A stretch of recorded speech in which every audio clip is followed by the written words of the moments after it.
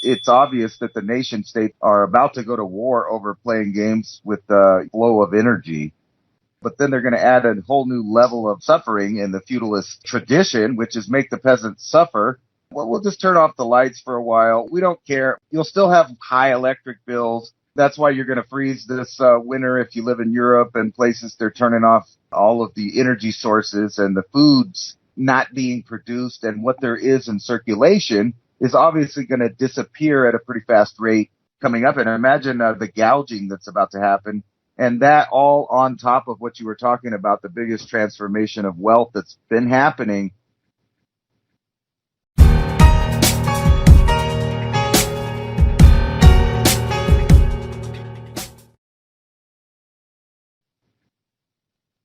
As we move through the times, there's a great awakening happening.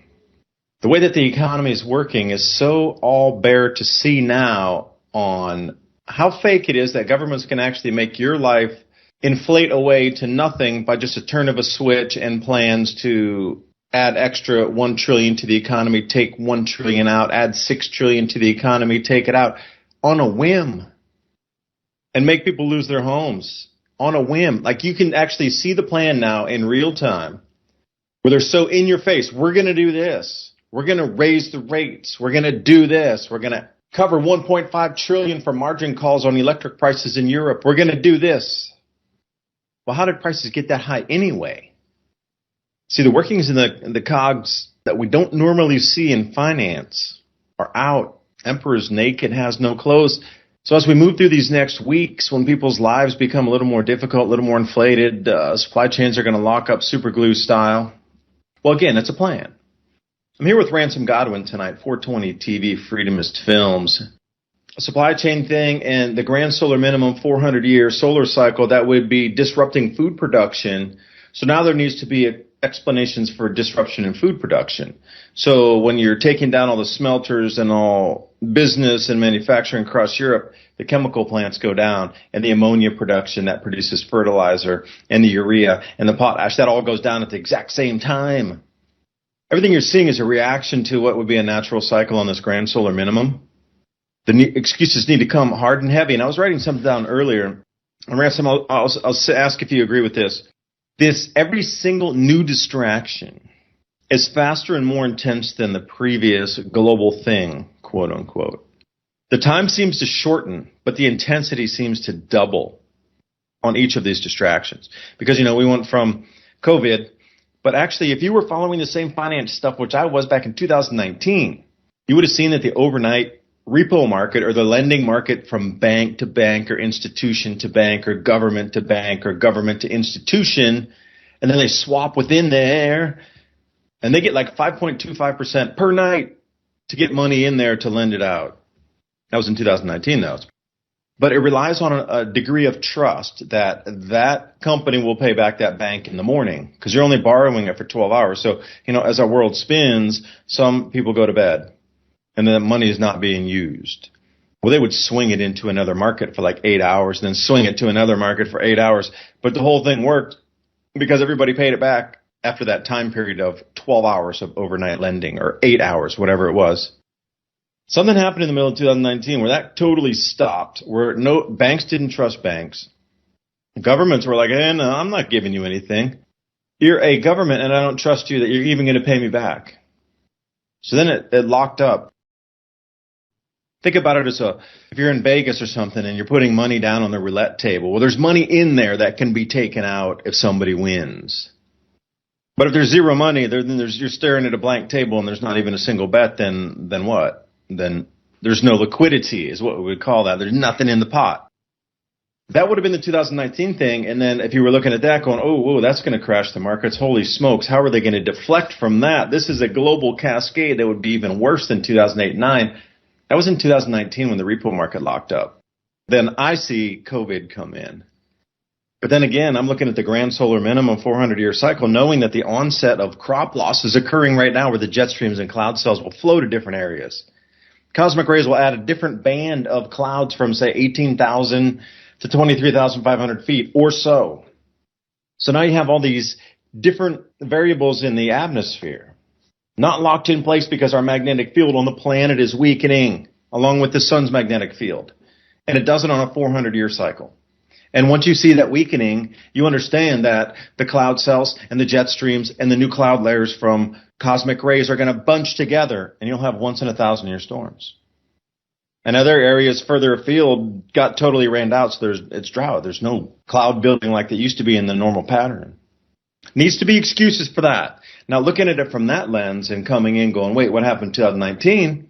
They need to lock the planet down so people can't move around? And excuses amok need to come because you are going to go into a famine.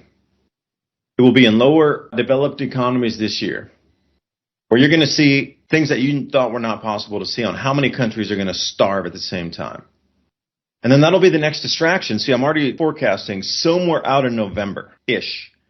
Give me a 30-day window. I'm calling a huge thing here. Around November, there is going to be story after story, and all you're going to see is humanitarian aid, just mass starvation stories across the news headlines. Because what's happening everywhere right now, in the immediate term, is the biggest distraction ever, because you got Europe locking up, electrical prices, America's going to be following with that. Fed's doing their thing with the economy, but everybody can see it in real time. So now they're going, whoa. We need to do away with your organization because you're manipulating the market. There's no free market. Are you kidding me? You're telling us that they're going to raise the rates to 5, 6, 7%, take $1 trillion off of free money you gave over during COVID to all the companies that enriched themselves and gave the bonuses and the payouts and the golden parachutes and all that. That was all COVID money into the companies. Now they're like, no, we need to pull it back. But where they're pulling it back from is me and you. So you can see the give out there with this quantitative easing and endless money and COVID relief and all that went out there. That was for companies, and they absorbed it all like sponges. It's never coming out of them. They're contracting. They can't operate. Not enough electricity. Where's the money coming from to pay back and pull that trillions out of the economy? It's coming from me and my pocketbook and things that I'm paying more for. But Ransom, I'm babbling, man. Thank you for joining me tonight. It's going to be a great show. Yeah, it does seem like everything's moving at an exponential rate. But the more that it happens, the more it seems planned. This just seems to be the perfect time. We've talked before about this new system being set up after whatever disasters. I was going to say September 23rd, if you've been paying attention to the sun there, we may have some blackouts from a natural reason. Just if the sun burps like it did when it was facing away, what if it does that here coming up? And then on top of that, that is all you see around the world. There's all that flooding in Pakistan. Imagine the amount of displaced people. And, you keep hearing these once in 100 floods, but then again, the rivers are all drying up, exposing all these artifacts of ships and, things like that. All of these weird things in the news. Look at all the power grids. Italy is begging, but basically, I mean, they're saying, hey, enough of this. We need the energy. And Russia's saying, we'll let you freeze. We'll turn it off. So you can see this developing in kind of a nightmare scenario. This year just might be the first year in several years in a row that people are going to have a taste of famine, no power. So just imagine in the future when more and more saps buy into this electric green movement and totally ignore the fact that it's all coming from fossil fuels, which are being shut down everywhere. It's obvious that the nation states are about to go to war over playing games with the flow of energy. But then they're going to add a whole new level of suffering in the feudalist tradition, which is make the peasants suffer. Well, we'll just turn off the lights for a while. We don't care. You'll still have high electric bills, high food bills. But what if your, refrigerator ain't cooling the food that you buy? You're having rolling blackouts or timed periods that the electric companies in cahoots with the green movement have decided to just turn off your electricity for a while. And it just so happens to be at the coldest and hottest times of the year. Between the earth is on fire. That's why it's freezing. That's why you're going to freeze this winter if you live in Europe and places. They're turning off all of the energy sources and the foods not being produced. And what there is in circulation is obviously going to disappear at a pretty fast rate coming up. And imagine the gouging that's about to happen. And that all on top of what you were talking about, the biggest transformation of wealth that's been happening. I would say since 2008 actually is when they first started to initiate the actual transfer of funds in all of the various ways. the attack in 2001 was the kickoff for that, the financial center of the world, the trade centers. But all the way from that time to now, that's all it's been, is taking all of the money from what's called the middle class or blue collar workers or whatever you want to call it in all of the first world countries. And then we're in a position to beg for food, beg for power, and we're just so happen to switch over to more of a Marxist ideology in all these countries at the same time, too. So complex, you would think that an AI has to be writing the script at this point. Just to your point about the distractions, the Queen of England dying, and then we're going to have a king. It's kind of like Aleister Crowley described their new age, where the earth had to be covered in before they could live in their, fancy Deusdedit Wilt age of Horus, the golden time or whatever. I think that's what a lot of these elitists are tripping on. And think about the new king there that's been staying at Vlad the Impaler's castle. And if you go back into their ancestry, you know that their family kind of moved in and they had to change their name over to Windsor whenever they took over the royal line there. Where would you think that someone like Vlad the Impaler would be on a council back in the day in 1447? And he's in a council, right? It would be like today's World Economic Forum, where all of the supposed rulers of the earth get together and decide what they're doing. And so if we assume that, let's get to what they're saying. Since 2019, you can see it in the financial trends that these massive amounts of wealth are being moved and that everything is being shut down. And then you get to the supply chain and the pandemic and et cetera. And it just seems like they let all the cards out at once because they're pulling the plug. They say it themselves. It's the great reset on control over humanity. It's real interesting where this is about to go as far as a world stage, because in Europe, it seems to be easy to light the fuse, though. They just push all of the countries against each other. When I was in school, they called that a shatter belt situation. And isn't that exactly what happened when the Soviet Union broke up? It shattered this whole area back into multi-factions, or what they used to call the Balkan. I'm ready to see the sides being picked. Italy seems to be wanting to side with Russia because they want energy. I'm predicting right here in this year, you're going to see some kind of like the floods, once in 100-year things that nations are going to start proclaiming. And also, a lot of people don't know that there's lots of pirates out there around Somalia in those areas that are constantly taking ships. And it hasn't changed. Actually, it's been increasing because of all the turmoil around the world. So it's really interesting how this is going to unfold. Yeah, so many things are happening in September. See, I also had another message sent to me, and it would directed me over to somebody's Twitter feed, and it said, "You will never forget where you were on September 24th. And then I started to think about that for a second, in your life, moments in time where you were. Because my parents, they remember exactly where they were when JFK was shot or something like this. If you remember exactly where you were, if you go back a couple generations, they knew exactly where they were, and they heard the news about Pearl Harbor, they knew exactly what the hell. It's going to be one of those moments. You knew exactly where you were at 9/11. The September 24th was the same thing. You're going to remember where you were. So I'm thinking, what is that event? The global electricity stopped because of some CME that came rolling in. That would definitely be a remembrance. Not only would you have the experience of a power down because of the CME, but you would have the experience of something that large, watching that halo come in and electrify the atmosphere.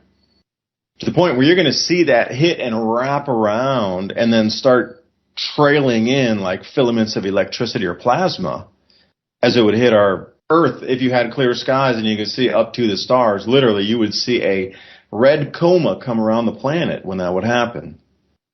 If you saw that dancing in the sky, and then you were let's say you're more north than I am, and you were somewhere in like northern Michigan or right at the border, you're up in Canada somewhere, or more like Norway or something, you would see a full red coma come around the planet, and you would see plasma come down. Perhaps the ground to sky effect would occur, but where that plasma terminated, it would start dancing, and you would see the canyon walls come to life again, and you would go, oh my, I saw that on a canyon wall somewhere.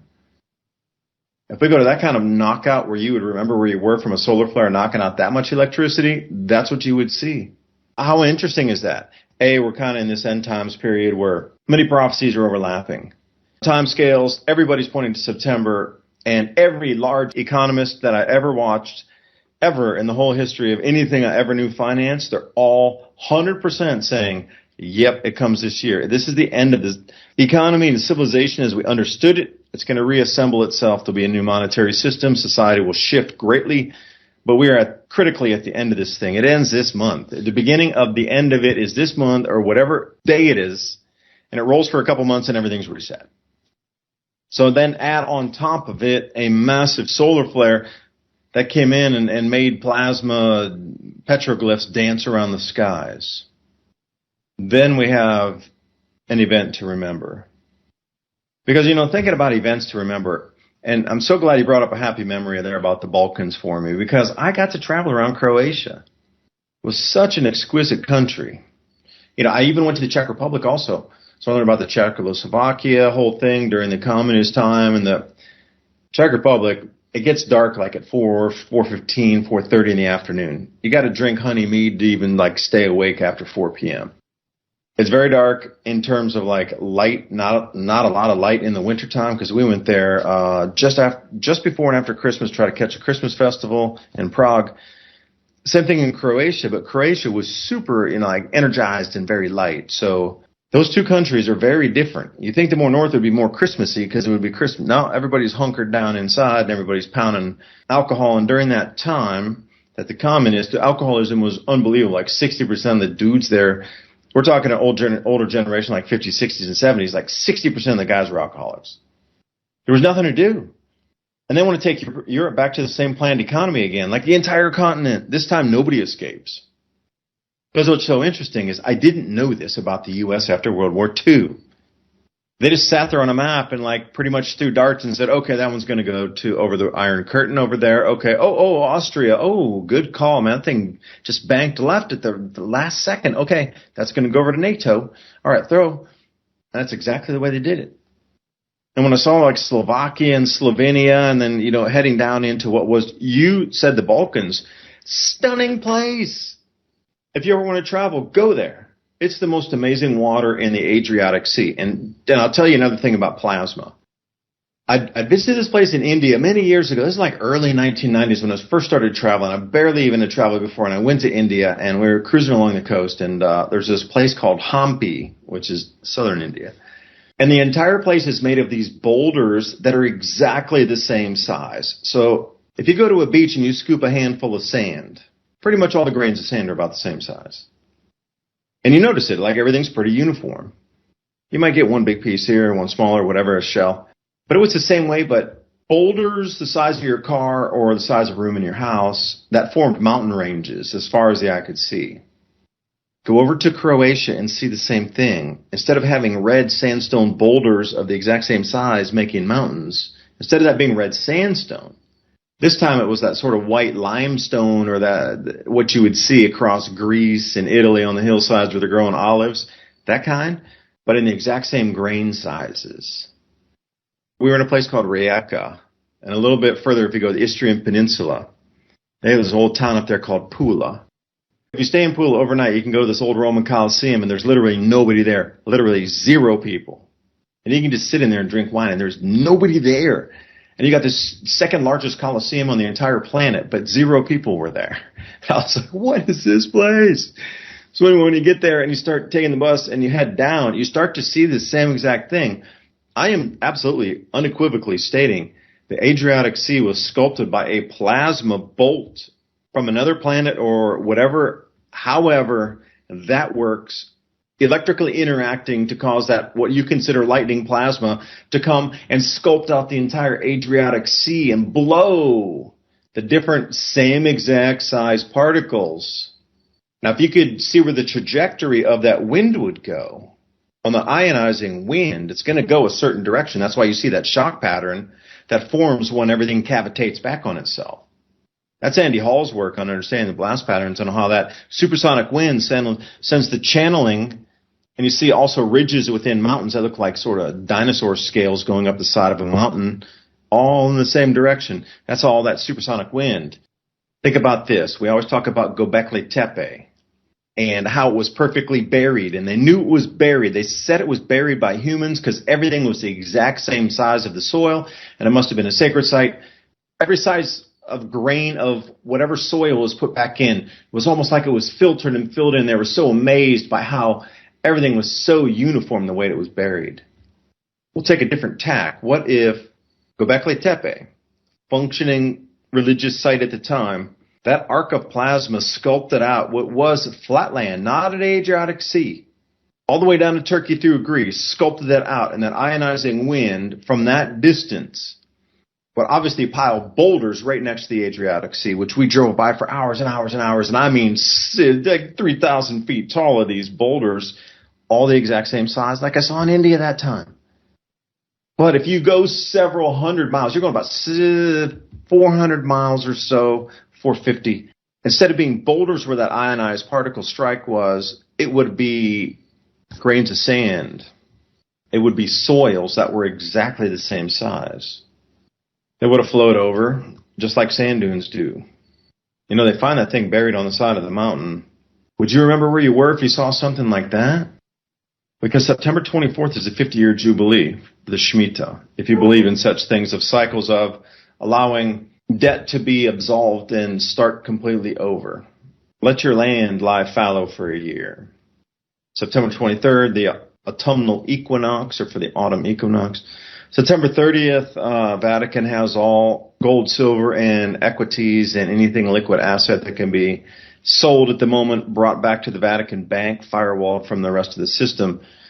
And at the same time, the railroad's going to go on strike too, because their arbitration cool-off period is finished. They think that Biden will make an executive order where they can't go on strike. They're barely running right now. And everybody's retiring. They're all sick. And this is the problem. You can't squeeze blood from a stone. You couldn't train Ransom and I to go run a railroad in like weeks or months even. It takes years to get that training, especially around all that heavy moving equipment. Geez, that's just an accident waiting to happen. And accidents really frequently happen, even with 30-year veteran running the yards out there. So I don't know, Ransom, it seems like a very big and crazy, incredible month and a lot of things happening that are going to define history in the next 30 to 60 days. What you were talking about, these plasma things, make a lot more sense now that the James Webb telescope pretty much has proved that the Big Bang Theory never happened, because they started looking out there and they realized, you know, they had flawed equipment before, and now they're seeing that it's an electric universe and there may be no end to it, the way that people thought that it started from a singularity and then moved out. Those concentric circles photographed a star that has that around it. And it's funny that you brought up Göbekli Tepe, because I was already on that train of thought. It seems like maybe 12,000 years ago or so, there was a civilization that got reset. And it might have taken some time. I don't know how long it took, but it took a while, it must have, to get rid of all of the artifacts, evidence, civilization type stuff, so that whenever civilization started again, there just really wasn't that much proof. And it seems like the same thing is going on right now. And you brought up Göbekli Tepe. That's an example of someone leaving writing on a megalithic monument, which is pretty unique because, as you know, most megalithic stuff does not have any writing from the builders on it. However, Göbekli Tepe does. It does have an edifice. It has drawings on it or carvings on it. And it did relay some information from that time to the next period. And it seemed like, for whatever reason, they knew they needed to bury it to send it into the future. But how that relates to right now, it seems like for the past 20 years, the governments of the world have been actively trying to not only destroy the ancient history that we found. As you know, ISIS has gone around blowing up all of these old Buddhas and cuneiform text that's on walls and on monuments. God knows how many tablets have been seized and then stolen since 2003 and put in private collections. So all of the ancient stuff is disappearing. And now we're getting rid of the old world but recent empires, because you have to get rid of those older empires if you want to start a new one. It seems like they're selling out Europe and all of its culture and history and trying to erase that from memory And it probably would only take a couple generations after a new system was put in place where the young adults wouldn't have any idea of the previous world at all, because everything had been either erased by collapse or erased on purpose. Because the way I was looking at it also, talking about these 400-year cycles and this grand solar minimum, as it's called, sun steps down in a 400-year low of solar activity. Jet streams, cloud cells, they go out of their normal flows, things bunching up, and then we got all these new clouds because of the cosmic rays. So now we have three sets of variables squeezing out and ringing out in the wrong places. But other flows are going to start. So if things are knotted up somewhere in the atmosphere and it creates its own new knot or heaviness or bubble or whatever you like to call that pressure dome, once that sets up, then other flows start to move around them. Now, if you knew what the new setup would be and where the new flows were going to go, you could set up new agricultural areas in Northern Africa, the Sahel, these different areas of Africa that you could also enjoy the natural above-ground rainfall increases because of the blocking patterns from this new magnetic field, allowing our atmosphere to move differently. Now, if you'd studied several of these cycles, you know exactly where, once this place locks off and starts blocking high, it's going to push moisture. Now, you could look at the North African monsoon for an example on a 4,600-year cycle. You can look at the West African monsoon on the same 4,500-year cycle, and it's getting really wet across all those northern African nations. They got record crop production. Now, see, if you go further down, you don't have all the natural precipitation because of that shift yet. It'll be another 100 years or so. But you could tap the Nubian sandstone aquifer and all the different aquifers that are under Africa. 100,000 cubic kilometers plus of water resources directly under the feet. With innovation from Europe and the United States, could tap that and just flow it, and unbelievable production could be gotten out of what we consider the Sahel, a desert now, or Northern Africa, which is increasing in grain production naturally just from the above ground water and the new rainfall patterns setting up. The world needs to set up a new grow zone, and Canada goes offline because, generally in grand solar minimums, anything 45 degrees north latitude and above and 45 degrees south latitude and below to the Antarctic, generally they just don't produce nearly as much. Usually there's like a 90% plus decline in agricultural productivity. So then you get those periphery zones like 40 degrees north and 40 degrees south, and they're just, they're productive, but they're not, like they were before. They just, gargantuan declines, probably, 30% knocked off that. And then you come down and you finally get some stabilization zone around 35 north or 35 south. That's a huge amount of grain production in the modern world, from Kazakhstan to Russia to United States to China, New Zealand, Australia, South Africa, Argentina. Okay, that's a huge amount of stuff to take offline food-wise. So if you knew the weather was going to shift based on magnetic field changes on a 400-year grand solar minimum cycle, you would look for a new grow zone. And the new grow zone would be Northern Africa. You could double crop that entire zone. Imagine how much infrastructure you need to lay out there. What the boon that would be to start rebuilding an entire grow zone on the top 50% of Africa, the largest continent on the planet. And just your company got the contract to go build part of it out for the water irrigation. Your company got for the wiring of it. Your company got for laying the roads. Your company got for the fuel distribution. As we go through this collapse, they're going to need to start somewhere again. Because there got to be confidence that there's going to be money made from a company so people want to invest into it. Or even go to work. Or even buy something because they might want to save their money for tomorrow, because if it's not going to improve, why would I spend my money today? Like, we go down to the very basicest thing here, like you're going to buy a loaf of bread or you're not. Because you could save that old stale bread and rehydrate it through like a bamboo steamer, or you go buy a new loaf of bread because it's going to be better tomorrow. That's how deeply it goes.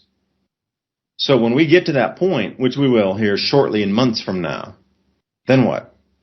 You're going to have to rebuild the world and start it somewhere with a new catalyst, a new spark of financial life. That is going to be the Sahel in North Africa.